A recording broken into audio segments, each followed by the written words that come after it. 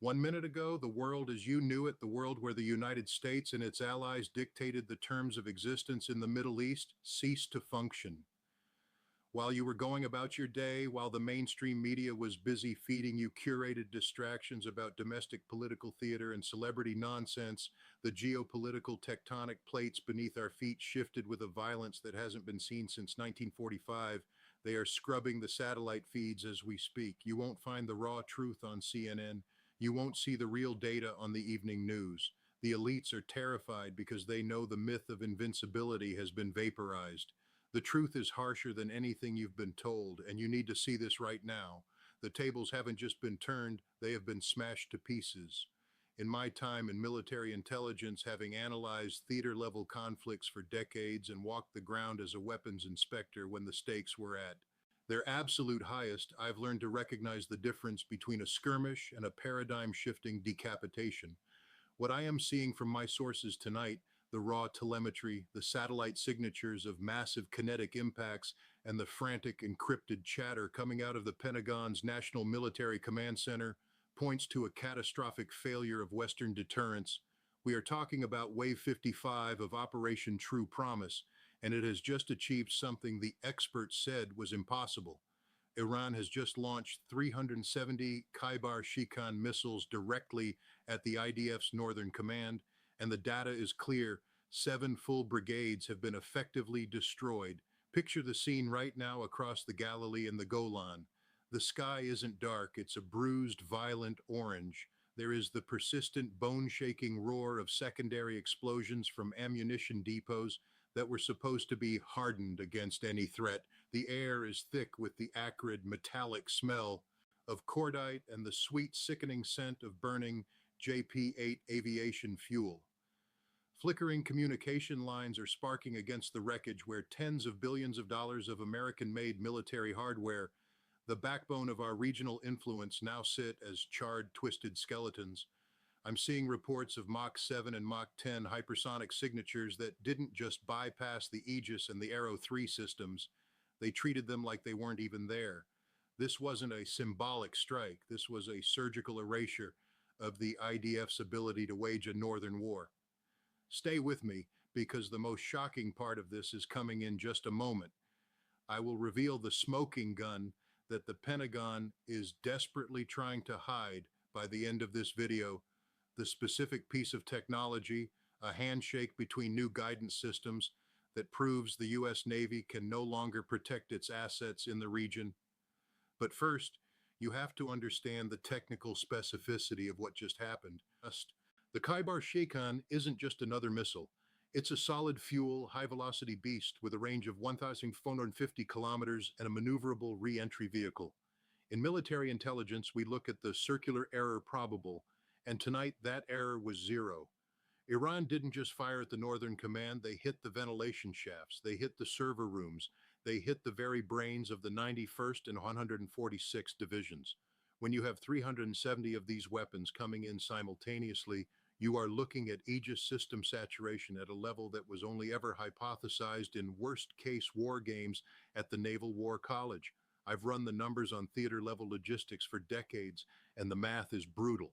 When you are firing $10 million SM-3 interceptors at $500,000 missiles, and the interceptors are missing, you are losing the war of attrition before the first kinetic impact occurs. The US and Israel are out of interceptors.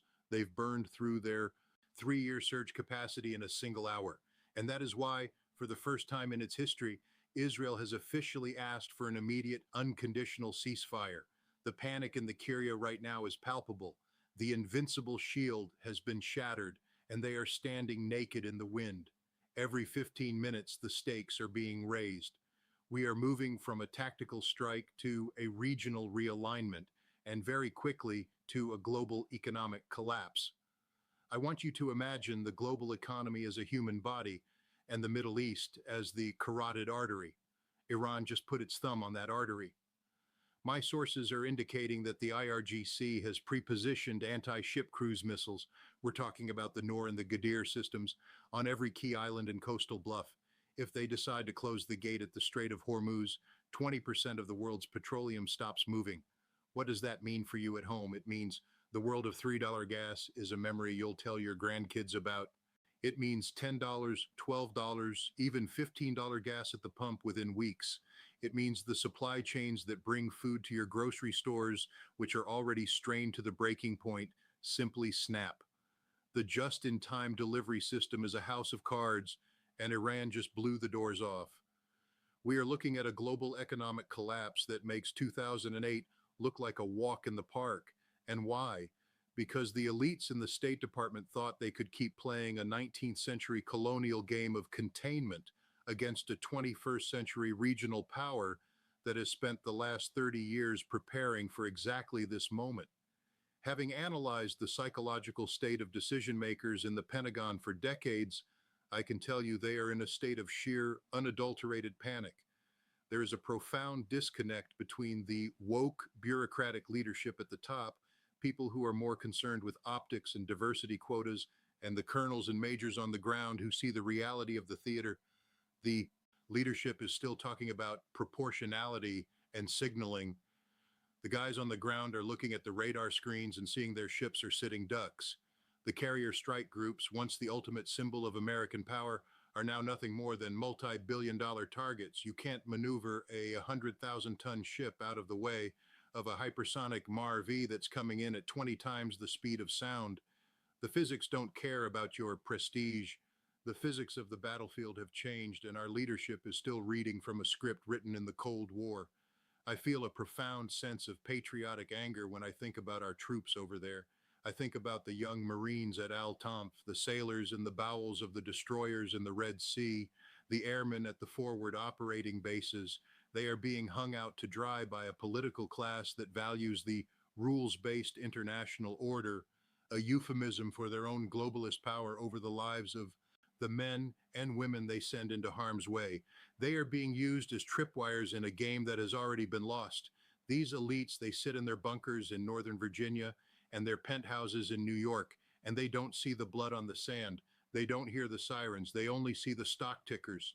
But even those tickers are about to turn red, a deep, permanent, existential red. Let's talk about the petrodollar. This is the unthinkable scenario that I've been warning about for years, and it is happening right now. For decades, the US dollar has been backed by the fact that you had to use it to buy oil. That was the deal. We provide security for the Gulf. They price oil in dollars. But Iran just showed the world that we can no longer provide that security. Why would anyone trade in dollars if the US military can't even protect its own regional headquarters at Al Udeid? The BRICS nations, Russia, China, India, and now Iran, are watching this failure in real time. They are moving toward a multipolar currency system. If the petrodollar collapses, the value of the dollar in your bank account evaporates, your 401k, your savings, the equity in your home. It's all tied to the world's belief in American military dominance. When that dominance is revealed to be a hollow shell, the floor drops out. We are looking at hyperinflation that will make the Weimar Republic look stable. Stay with me because I'm about to reveal that smoking gun I mentioned. But first, understand the history of the specific weapons being used. The mainstream media will tell you these are crude Iranian missiles. That is a lie. This is the result of decades of reverse engineering and a focused asymmetrical R&D program. They took the best of Soviet design, combined it with Chinese guidance systems, and refined it through years of proxy warfare. The Khaibar-Shekan was named specifically after a 7th century battle where the early Islamic forces defeated a fortress. The name itself is a message. We are the fortress breakers. While we were spending $1 trillion on the F-35, a plane that can't fly in the rain, they were spending a fraction of that on thousands of missiles that can overwhelm any defense. It's the triumph of quantity and smart integration over bloated, overpriced prestige projects. The logistics of this strike are staggering. I want you to understand the sensor-to-shooter link. My sources indicate that the Iranians utilized a new indigenous satellite constellation to provide mid-course corrections for these 370 missiles. This means they are no longer dependent on GPS, which the US can jam. They have their own eye in the sky. When those 7 brigades were hit, they weren't just hit by random missiles, they were hit by coordinated salvos that targeted the exact coordinates of the fuel bladders, the command tents, and the armored vehicle parks. This was a professional military operation that would have made the Soviet General Staff envious. Now look at the emotional shift in the Pentagon. It's one of utter grief, not for the loss of life, though that is tragic, but for the loss of the American century. They know it's over. They are looking at the unthinkable now, the nuclear threshold. This is where the stress response loop reaches its terrifying conclusion.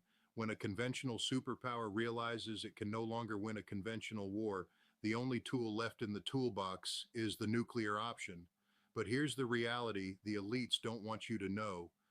Iran has the capability to break out in a matter of days, and they have the delivery systems to make sure that any nuclear escalation by the West is met with a devastating response. We are no longer the only ones with the big stick. The existential threat isn't just a talking point anymore, it's a tactical reality. I'm seeing reports of shadow movements in the Mediterranean. Russian naval assets are repositioning. Chinese commercial vessels are suddenly changing course. This is a coordinated movement. It's a theater-wide checkmate. The elites in Washington are trying to figure out how to spin this as a limited escalation. But you can't spin the fact that our primary regional allies' Northern Command is currently a smoking ruin and they are begging for a ceasefire. You can't spin the fact that the price of Brent crude is spiking in a way that hasn't been seen since the 1973 oil embargo. You feel that anxiety in your chest? That's not just geopolitical stress. That's your lizard brain recognizing that the world just changed and your leaders have no plan to protect you. They have a plan to protect themselves. They have the continuity of government bunkers. They have the private jets fueled and ready to go. You're left with the bill. You're left with the $15 gas, the empty shelves, and the collapsing currency. They want you to stay quiet. They want you to believe that the adults are in the room. But I've been in those rooms. I've seen those adults. They are terrified, incompetent, and more concerned with their legacy than with your survival. The data I am seeing from my sources indicates that this is just the beginning. We are in the opening minutes of a multi-stage conflict designed to push the United States out of the Middle East entirely. This is the grand strategy of the resistance axis. They've realized that they don't have to sink every American ship. They just have to make it too expensive and too risky for us to stay. They are using the thousand cuts strategy, and tonight they just landed a blow to the jugular. Think about the psychological state of the average American soldier right now. They've been told they are the best trained, best equipped force in history, and they are.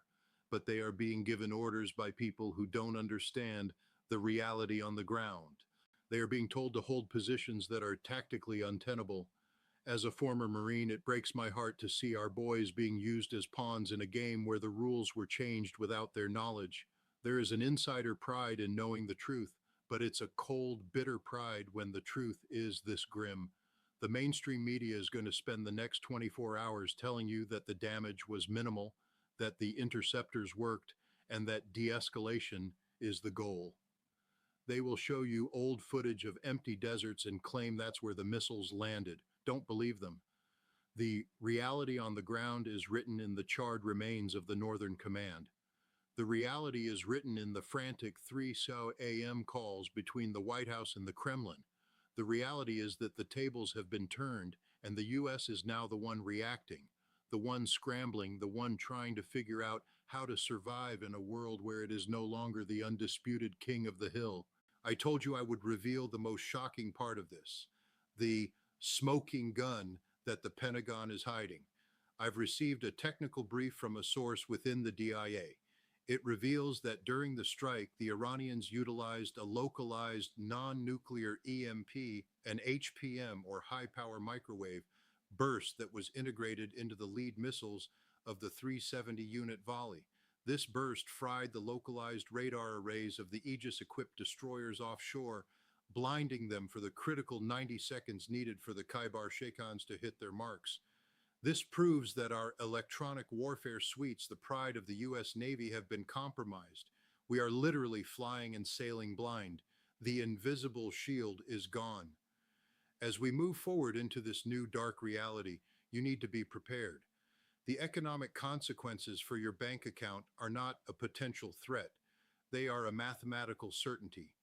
When the dollar loses its status as the world's Reserve currency, which is the ultimate goal of this tables turned strategy. Every dollar you have becomes worth less by the hour. We are talking about the end of the American standard of living as we have known it for 80 years. This is the reality on the ground. This is the truth the elites don't want you to see. They want you to stay distracted, stay compliant, and stay quiet while they try to manage the collapse of their empire. But the orange skies over the Galilee and the flickering lights of the failing Aegis systems don't lie. The world changed 1 minute ago. The question is, what are you going to do now that you know the truth? Because the mainstream is scrubbing the narrative, but the facts remain. The tables have been turned. The US is on the defensive, and the unthinkable is now the only thing on the horizon.